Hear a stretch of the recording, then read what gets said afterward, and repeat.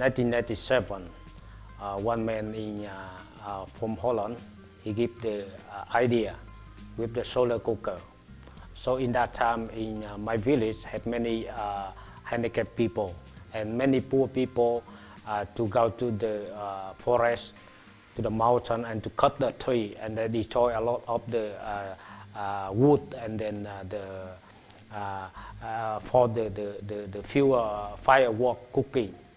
And so that time I feel we can research the solar cooker, because the Vietnam, you know, have a lot of the sun. I got involved with BIC. He called me. He said, "In my village there are many people, you know, they are handicapped. Can we start something like that?"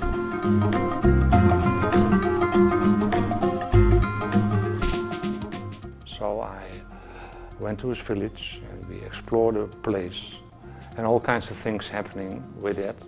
It was not easy. And because getting permission, you know, from police and other things, it was very difficult. The story of Solar Serve is the story of a meeting. Mr. Hans, who's been living in Vietnam since 1989, brought back in 1997 from a short trip back in his country a sample solar cooker. Mr. Bick, who got to know about this, understood immediately the potential of it. This led to the creation of Solar Serve back in 2000. Solar Serve is an organization to help people, especially charity in the beginning, and later on actually to help the people here in Vietnam to use solar energy, you know, in order to help the environment, but also to help themselves, you know, to save money, save the environment, and also the economy, you know, in Vietnam. So we started actually with the charity to help people here in Vietnam, but actually we got a lot of people asking us, can we buy the solar cookers? Can we really, and then we didn't have actually the permission to sell, because we have to follow all kinds of regulations. And that actually helped us, you know, to set up a business. Solar Serve products met such a success among communities that Mr. Bick and his team quickly couldn't manage to match the demand. So in 2006, they decided to launch a social enterprise with a Robin Hood-inspired business model, proposing affordable cookers for the poorest communities, sponsored by the selling of more sophisticated products to the richer customer. And the poor people is people have the low income, like they can have under $20 for 1 month or $50 for 1 month. So we focus on these people with the solar cooker, because they are the one to live in the area with the deforestation area. Hỏi cô là trước đây cô nấu cơm bằng gì? Nấu cơm bằng bếp ga, bằng củi. Củi. Cô nói là bao nhiêu củi một ngày khi mà nấu cơm? Củi thì nấu dùng cũng cỡ 5 ngàn một lần nấu, một lần nấu cơm. 5 ngàn củi một lần nấu cơm. Cô thấy cái bếp này so với lại bếp ga, bếp củi mà trước đây cô xài như thế nào? Thì rất thuận lợi. Rất thuận lợi. Có cái gì gọi là phức tạp hay là nhược điểm của hắn có không? Không có gì phức tạp hết.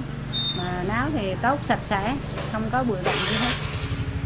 Cái còn nấu củi nó thì có hơi bụi, có hơi nhớt, hơi... Nhưng mà có khói, có bụi bặm rồi này kia.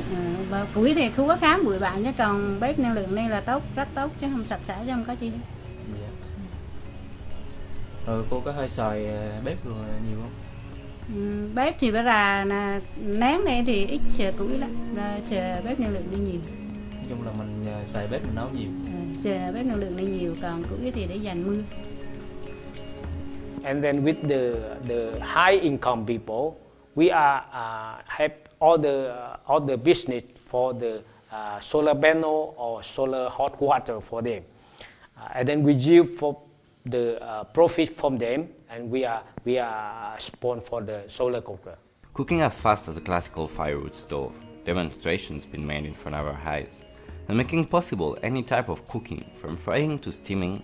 The solar cooker is godsend for poor people in a country where sun is shining more than 200 days per year in average. Before they not use the solar cooker, they must to go to the mountain to cut the tree, and then they cook with the firework in their house home. You know, every time they have the smoking, and some of them have the lung disease because of the smoking.